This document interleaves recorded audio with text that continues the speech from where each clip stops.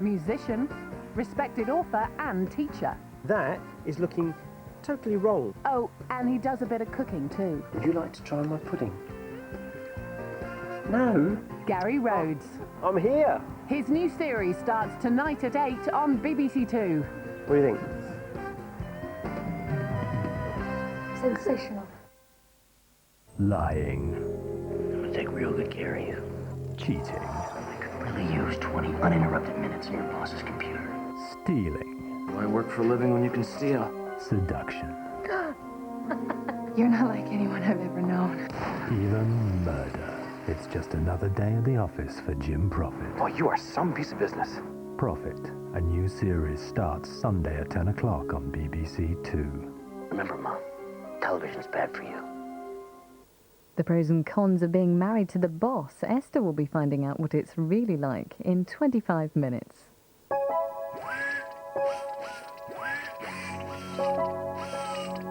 Opening up a few more doors now on BBC Two, David Frost takes us through the keyhole.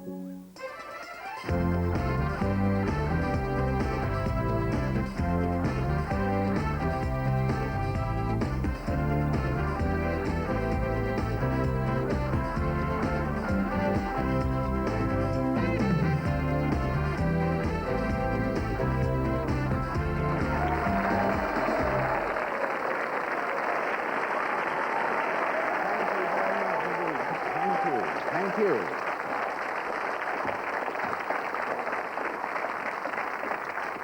Thank you very much indeed. Hello and welcome to Through the Keyhole, the show that takes you through the portals of famous mortals. As always, we borrowed the keys to two fascinating homes, belonging to two well-known personalities, and with the help of the beloved, nay, sainted Lloyd Grossman, we'll be taking a privileged peep behind closed doors. But the question is, whose? Well, to try and answer that question, our panel today is a tasteful three-piece suite in a variety of skin tones.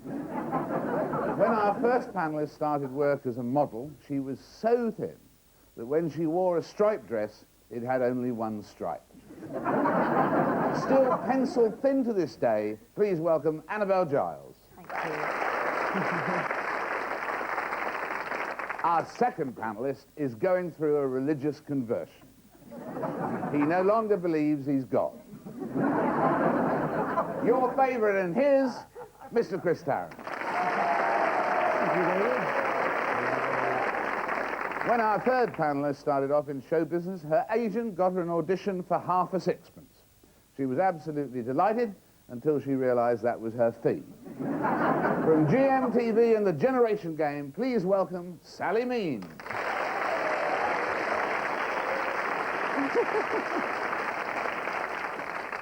Let me tell you a little more about the game. With the help of these beloved keys, we'll be taking a careful look inside two fascinating homes. And that should tell us something, maybe quite a bit, about the person or persons that live there. All our friends here have got to do is try and work out who that is. So let's join Lloyd right now at house number 1. And watch closely, because remember, the clues are there as we go through the keyhole.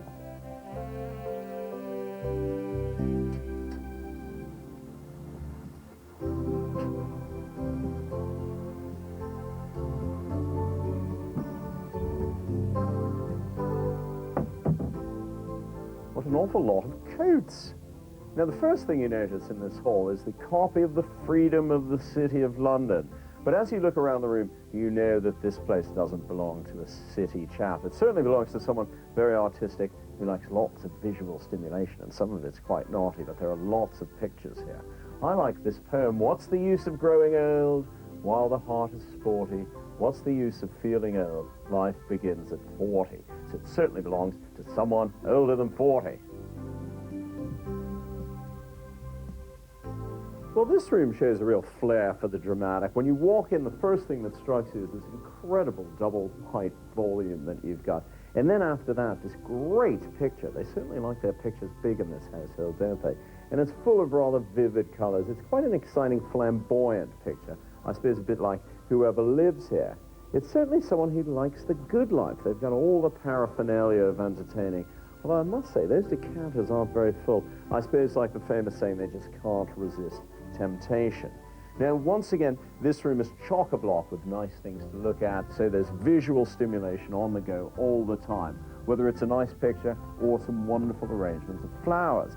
Now, art is obviously very important to them, because we've got a big heap of fat exhibition catalogues here. Oh, well, this is the fridge of someone who wants the flavor but doesn't want the calories. Look at this light mayonnaise, half-fat spread, low-fat yogurt. So the battle of the bulbs is being fought here on a pretty daily basis. I don't think they're suffering, though, because the liquid half of the diet seems pretty darn luxurious to me. Now, this perhaps is the kitchen of someone who's more of a serious eater than a serious cook. And I say that because I notice that the heavy-duty saucepans are suspiciously out of reach. But they've got plenty of equipment for making all the goodies in life. There's a big Italian ice cream machine, there's a nice espresso maker, and a 4-slice toaster. And you know, anyone who loves toast that much just has to be a cuddly person. Well, the climb up to the bedroom takes you past this really enthralling wall of theatrical ephemera and memorabilia that travels everywhere from the rather heavyweight classics to the lighter end of the business.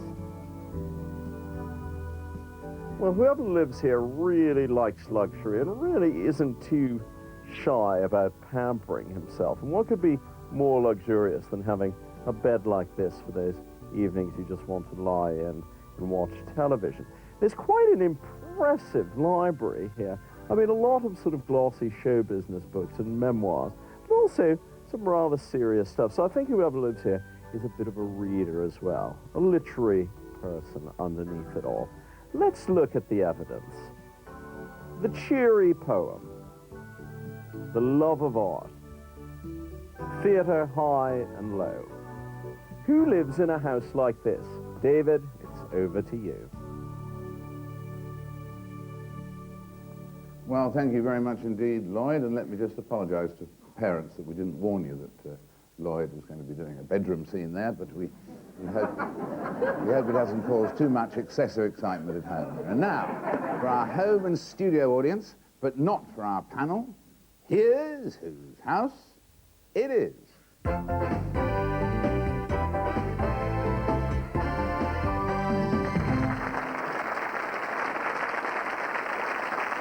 Well, there was the reaction. How about the psychiatric examination? Annabel. Well, I think this is a person who loves words and pictures at the same time. There's lots of art and lots of books, and they're obviously quite sort of flamboyant and artistic and creative. And am I allowed to carry on? I'll carry on to that. Yes. I think they combine their love of the visual with their love of the script. I don't know. I feel it's someone who deals with words as their trade. Maybe reviewing something they've seen, something along those lines? Not quite. Not Chris. quite, good. Well, I was rather taken by that picture of somebody being sick all over a flower basket. Someone who drinks like a fish. Someone clearly hugely overweight but trying to lose it.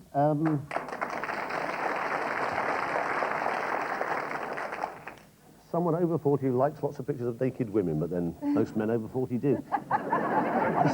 I certainly do. Well, I mean, all that stuff of pictures of books about the theatre. Are we looking at an actor?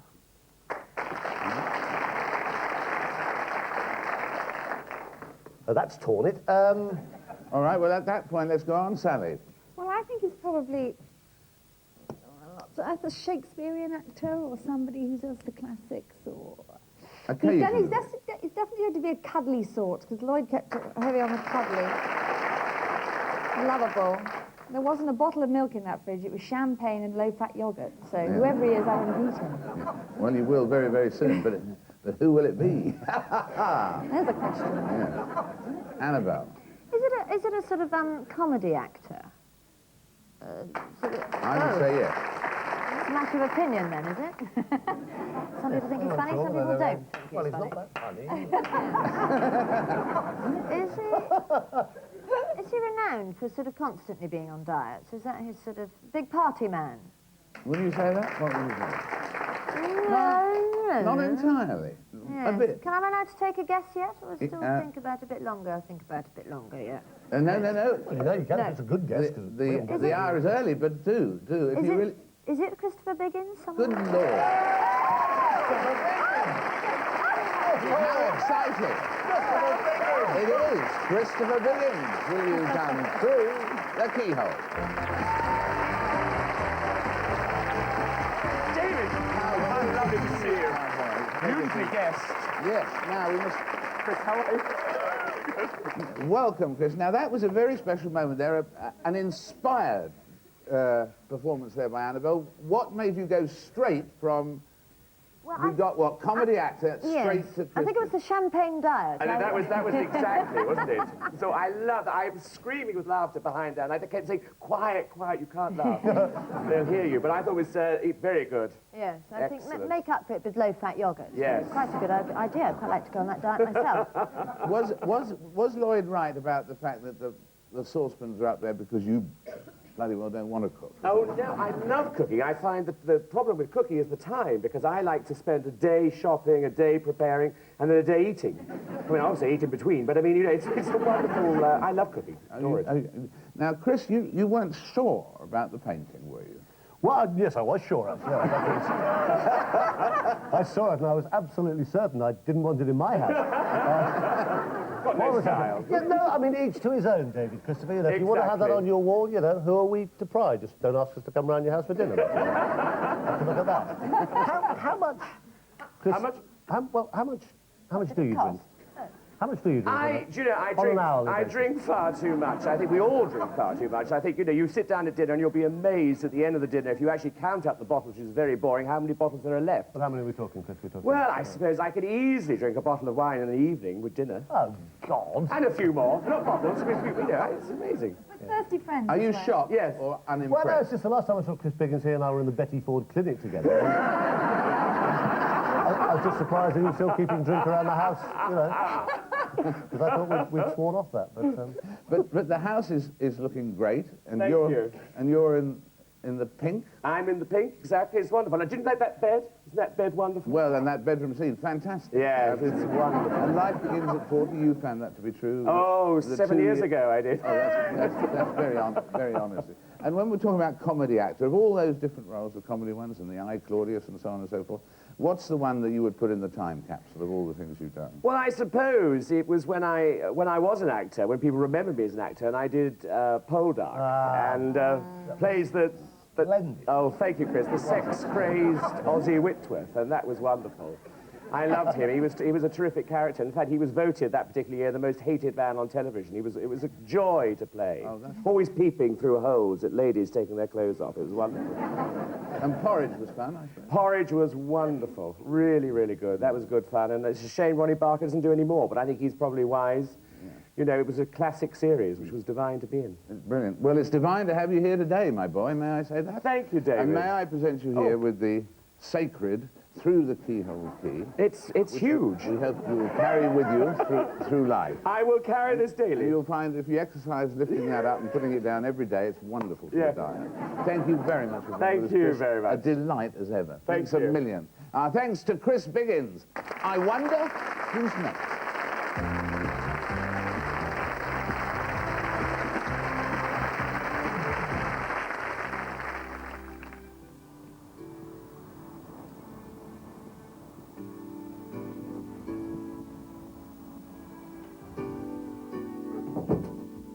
This is a cheery hall, isn't it? I like this paisley frieze, and there's rather nice sort of stained glass panels in the door. And this seems to belong to a family of sports fanatics, because there are some rather nice framed sporting cigarette cards that greet you as soon as you walk through the front door.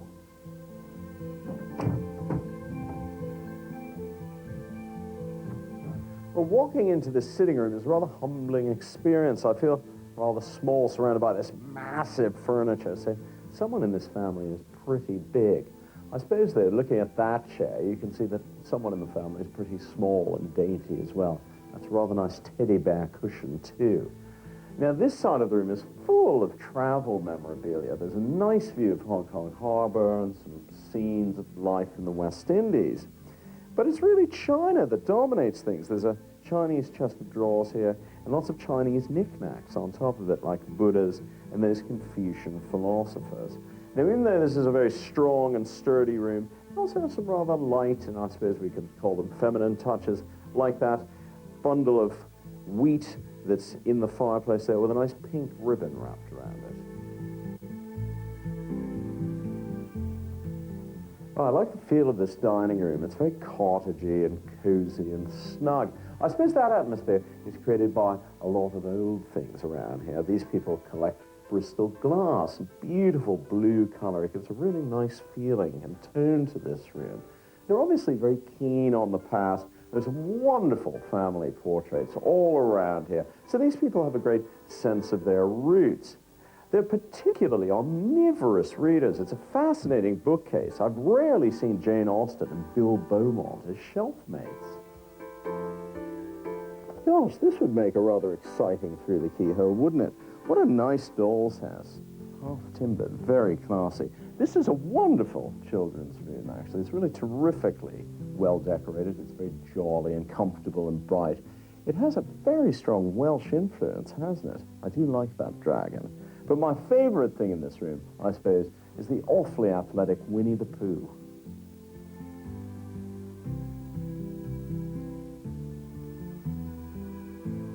Let's look at the evidence. Hong Kong Harbour, the Bristol Blue, the Sporting Bear. Who lives in a house like this? David, it's over to you. Well, thank you very much indeed, Lloyd. And now for our home and studio audience, here's whose house it is.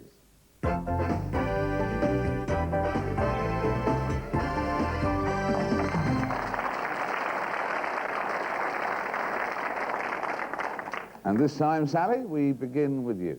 Well, lots of clues there, but they don't... I can't see how they add up to a person. Are we looking for a male sportsman?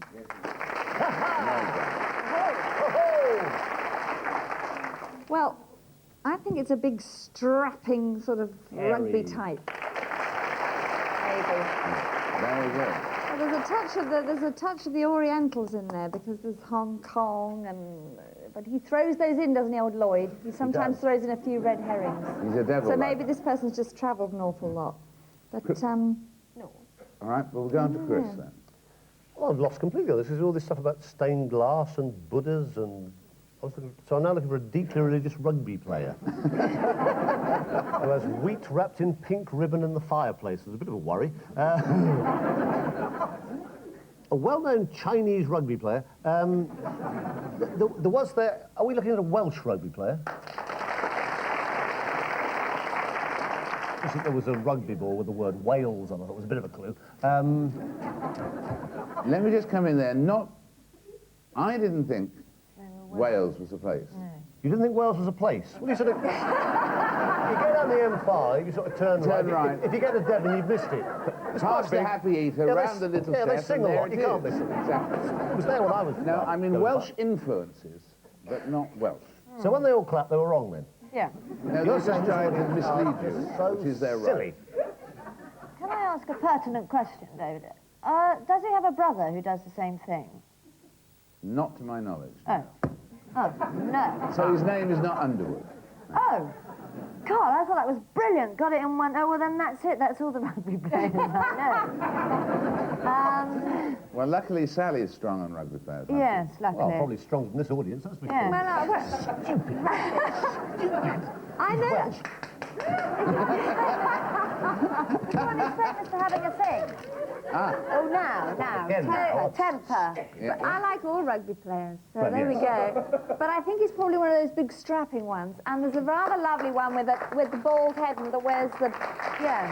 A big, strapping, bald rugby player. He wears the headband and he's tall. Chilcott, isn't it?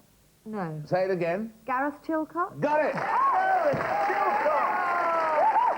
Oh, Gareth's a Welsh name, that's near enough. Gareth Chilcott. So I was nearly there. That girl is batting 2 for 2, as they would say in the States. Will you come through the keyhole right now, Gareth Chilcott?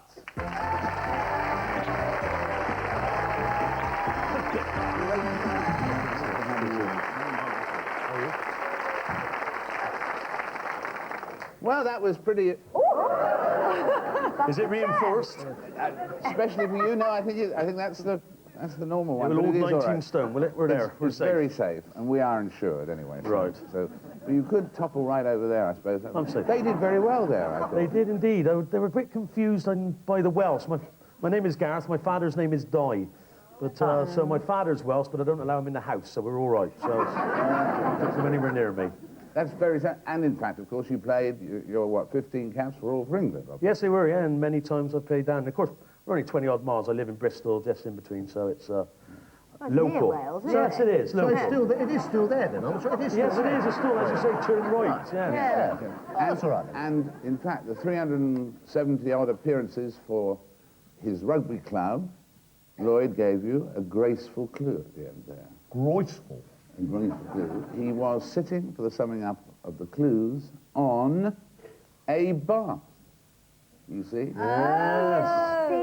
Pretty subtle stuff, I think you'll agree. You have to be a rugby connoisseur to get that one, though, Yeah. in fairness. Yes, I don't really recognise you with your ears out. That's right, yes. I need them taped and greased up, ready for accents. Was Odd Job your favourite nickname? Yes, it was about the best one I had. I've had Terminator and all kinds of things, and lots of nasty stuff that have been called from all kinds of things. But Odd Job is about the best, from the old James Bond Yeah, film. exactly.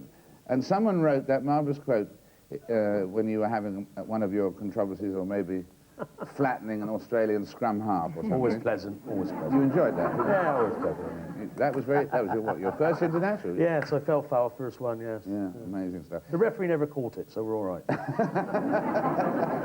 And someone wrote, it is hard to resist the thought that when the midwife slapped his bottom all those years ago, Gareth Chilcott probably slapped her back. A good summing up of your career there, yes? It is indeed. And you have to be really strong. Well, you did when you played, yeah, you had to build it up. And I came from a position where you needed to be short and stocky and quite heavy, not particularly fast. But of course, the game has changed now. We've now gone professional, so the sort of fit young athletes are coming in, and the old plodders like me are put out to graze, which is pleasant. Well, I was thinking, in fact, you got the timing about 10 years wrong in terms of finance. In a way, but yeah, I've moved on and do a bit of commentary and a bit of writing and whatever. So I'm still involved with rugby, and I still earn my living in and around rugby, which is great. It's my passion. With the club and so on. But you do other businesses too, don't you? Yes, some I do. chauffeur business, do Yeah, you? well, I've worked, and I've got a guy that works for me here. I do all kinds of things. I do PR company and anything to pay the mortgage. My daughter's eating away at it all the time. So Yes, we're all right. the children touches, but how old's your daughter? She's 2.5 now. It's a little beautiful girl, yeah. Oh, terrific. You presumably not hoping she'll go into women's rugby or something. Do you realise it's the fastest growing sport in Britain at the moment? Yeah. What? Yeah, the Sports Council, women's rugby is the biggest growing sport in England at the moment, which is incredible, but it's frightening, exactly. They actually don't cheat. You can actually see proper rugby being played. Really? Yeah, so don't cheat at all. But is this a great advance for women's liberation or not? Well, I don't think the twains never meet, but if women want to play rugby, I think it's a great, keeps them fit, it's fine. It's a great sport. Do you have to swap shirts, Gareth? Sorry? Do they swap shirts at the end? I don't know, I've never been there that long enough to find out, but I wouldn't mind doing a bit of coaching. Well, it's a delight to have you with us, I must say. Thank you very much. The greatest of fun. And here is the Through the Keyhole key, which will see you through the rest of your life, we hope. Thank you very much indeed. A happy life, and good luck to your rugby-playing daughter and all the family. Thank you. Gareth Chilcott. Thank you. Thanks a million. Thank you. And our thanks not only to Gareth, of course, but to Chris Biggins, there in part one. And, of course, above all, our thanks to our panel. Our thanks to Annabel Giles. Our thanks to Chris Tarrant. Our thanks to Sally Mean. And our thanks to you. Until the next time, goodbye for now.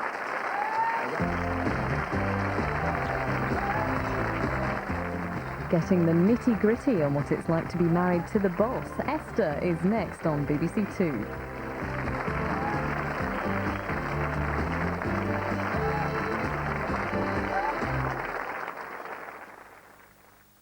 I get my TV licence from the post office. It's just down the road. I used to post off for it. And that's direct debit. It's all the rage these days. I pay for my television licence by saving about £8 a month in stamps. I pay for my TV licence using monthly direct debit. It's so easy. There are many ways of paying for your television licence. For details of monthly, quarterly or annual direct debits, please call 0990 50 20 30. That's 0990 50 20 30.